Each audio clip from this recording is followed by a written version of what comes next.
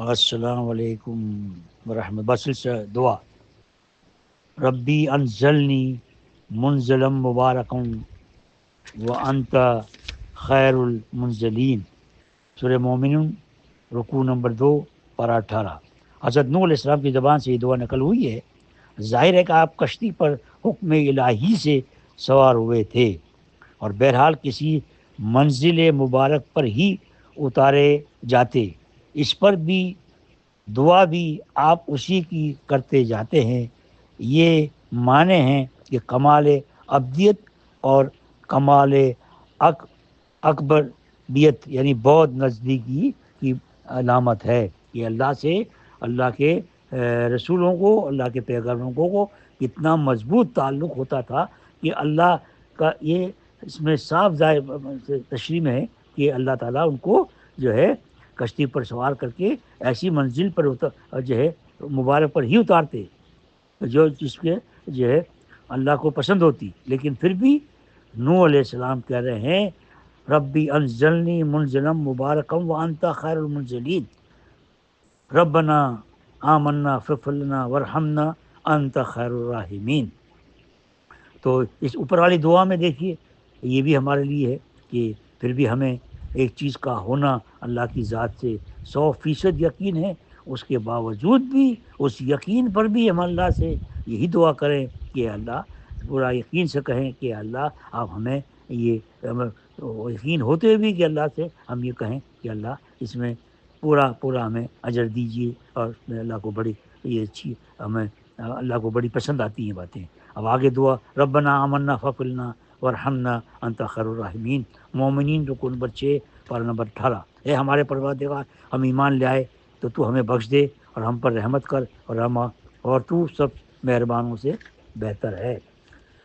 تو ہمیں بخش دے تو ضرور ہی دے گا، تو ہمیں بخش تو ضرور ہی دے گا، لیکن ہماری ابدیت کا تقاضا یہی ہے کہ ہم تجھ سے التجا کرتے رہیں کہ ہمارے مجرد اکیلا، مانے وہ اکیلا وہ شے جو مادے سے پاک ہو، ایمان لے آنے پر مغفرت کا ثمرہ یعنی انعام مرتب کر دے۔ یہ بھی اللہ سے وہی بات ہے کہ اے ایمان تو لے آئے اللہ تعالیٰ، اب ہم پر رحم کا کرم کا معاملہ کیجئے، ایمان کی ثابت کرنے کے لیے اور ہدایت ملنے پر اور مزید ہدایت کی بھی دعائیں اللہ سے ہمیں کرنی چاہیے، اپنی مغفرت کی دعاؤں کا، تاکہ انعام حاصل کرنے کی بھی ہمیں اللہ سے ایسی لو لگانی چاہیے۔ انی مسنی الضر وانت ارحم الراحمین، مجھے دکھ نے ستایا ہے اور تو سب سے بڑا مہربان ہے۔ یہ دعا حضرت ایوب علیہ السلام کی زبان سے ہے جب آپ سخت جسمانی آزار مانے بیماری میں مبتلا تھے۔ جسمانی آزار اور علالت مانے دکھ، روگ، بیماری کے وقت حق تعالیٰ سے رحم و شفا کی درخواست کرنا عین سنت ہے، عین سنت انبیاء ہے، اور اس کے برخلاف راہ عمل اختیار کرنا ہرگز جوان مردی اور عالی ہمتی کی دلیل نہیں۔ قدم قدم پر بندے سے تذلل و تضرع و شائستگی مطلوب ہے، نہ کہ اس کے برعکس ظام، پندار، تکبر، غرور۔ تو اللہ سے یہ ہمیں جو ہے یہ دعائیں بھی اللہ سے سامنے رکھنی چاہیے۔ ربنا آمنا فاغفر لنا وارحمنا انت خیر الراحمین، یہ دعا شاید ہو چکی ہے۔ ربنا هب لنا من ازواجنا وذریاتنا قرۃ اعین وجعلنا للمتقین اماما، فرقان رکوع نمبر 5، پارہ نمبر 19۔ اے ہمارے پروردگار، ہمیں ہماری ازواج اور اولاد کی طرف سے آنکھوں کی ٹھنڈک عطا کر، اور ہمیں پرہیزگاروں کا پیشوا بنا دے، اور ہمیں پرہیزگاروں کو پیشوا بنا دے۔ پرہیزگاروں کی پیشوائی ظاہر ہے کہ اس کے نصیب میں آ سکتی ہے جسے خود تقوی کا انتہائی اعلیٰ درجہ نصیب ہو۔ تو گویا اس دعا کے معنی یہ ہوئے کہ ہمیں تقوی کا وہ مرتبہ اعلیٰ نصیب کر کے دوسرے بھی ہماری اقتداء میں متقی بن جائیں۔ قرۃ عین، آنکھوں کی ٹھنڈک سے مراد عربی محاورے میں دل کا چین اور سکھ ہوتا ہے۔ مقبولین کے دلوں کی پوری مسرت خوشی ظاہر ہے کہ اسی وقت حاصل ہوگی جب اپنی بیویوں اور بچوں کو بھی اپنے ہی طرح دین میں کامل اور اطاعت الہی میں مستعد دیکھ لیں۔ تو یہ اللہ والوں کی اور جو ماں باپ ہیں جو اپنے بچوں کو بھی جو ہے یہ دعائیں کرتے ہیں، وہ خود بھی تقوی کے معیار پہ کام رکھنے کی پوری کوشش کرتے ہیں، اور اس میں اپنے بچوں کے بھی جو ہے وہ اپنی آنکھوں کی ٹھنڈک سے مراد دل کا چین ان کا ہوتا ہے، تو اپنی اولاد کو بھی انبیاء کی طرح بھی آگے دعائیں آئیں گی، انبیاء بھی اپنے اولادوں کو دعاؤں میں شریک فرمایا کرتے تھے۔ ان نسألک عزائم مغفرتک و منجیات امرک و سلامت من کل اسم والغنیمت من کل بر والفوز بالجنہ والنجات من النار۔ مستدرک حاکم ان ابو سعود مسعود باب الدعا۔ ہم تجھ سے مانگتے ہیں مغفرت کے اسباب، اللہ اکبر، ہم تجھ سے مانگتے ہیں مغفرت کے اسباب اور نجات دینے والے کام، اور ہر گناہ سے بچاؤ، اور ہر نیکی کی لوٹ مانے جو بہت بڑی گٹری ہوتی ہے، وہ بہشت میں یعنی بہت بڑی گٹری ہے جس میں بہت ساری نیکیاں ہوں، بہشت میں اپنا پہنچنا اور دوزخ سے نجات پانا۔ تشریح: جنت تو نام ہے اللہ کی رضا کا، اور النار عطاب الہی قہر کا نام ہے۔ عطاب الہی یعنی اللہ کے قہر کا نام ہے۔ ایک کے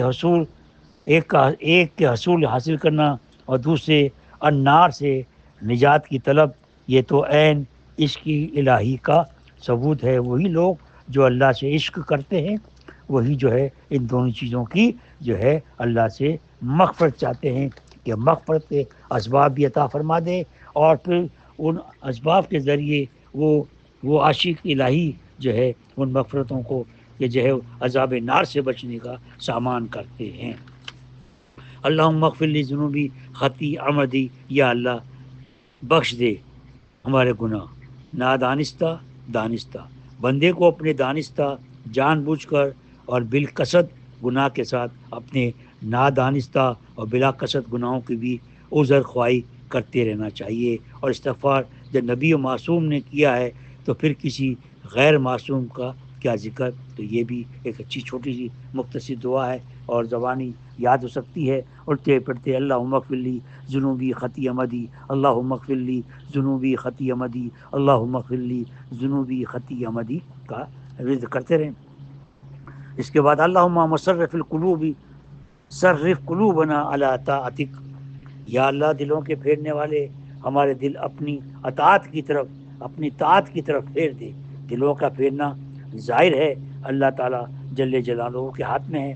بندہ صدق کے دل سے اس کی تمنا رکھتے ہوئے طاعتوں کی طرف راغب ہو جائے اور دعا کرتا رہے تو عجب کیا ہے، کیا بعید ہے اللہ سے کہ دعا کی برکت سے واقعتاً اس کا دل طاعتوں کی طرف پھر جائے۔ اور یہ ہمارا ایمان ہے، 100% ایمان ہے کہ ہم اس پر خوب کریں، اللہم مصرف قلوبی صرف قلوبنا علی طاعتک۔ تو یہ سب تمام ہے، یہ تمام ہتھیار ہیں جس کو جیسے کہا جاتا ہے دعائیں مومن کا ہتھیار ہیں، تو اس سے ہم انشاءاللہ مسلح ہو جائیں گے، تو نفس کے حملوں سے اور شیطان کے حملوں سے محفوظ ہو جائیں گے انشاءاللہ۔ تو اللہ تعالیٰ سے ایسے مانگنے سے اسی سے سب اللہ نے جو نبی پاک ہم کو دے کے کرے ہیں، تو یہ نسخہ ہے، نسخہ کیمیا ہے اور یہ دوا ہے، اور تاکہ ہم جو ہے بیمار ہیں تو تاکہ ہماری اصلاح ہو جائے۔ اللہم اغفر لی ذنوبی خطی عمدی میں ہو چکا، یہ میں پہلے پڑھ چکا۔ اللہم اغفر لی خطیئتی و جہلی و اسرافی فی امری وما انت عالم بہ منی۔ بخاری و مسلم ان ابو موسیٰ الاشعری رضی اللہ تعالیٰ عنہ، اے اللہ بخش دے میری خطا اور نادانی اور میری زیادتی میرے بارے میں، اور وہ بھی جو تو مجھ سے بڑھ کر جانتا ہے۔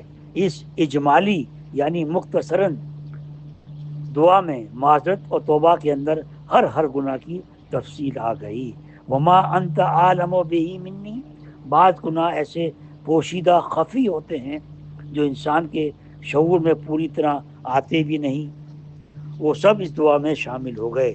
اللہم اغفر لی جدی و ہزلی، یہ بھی بڑا آسان ہے، جیسے اللہم اغفر لی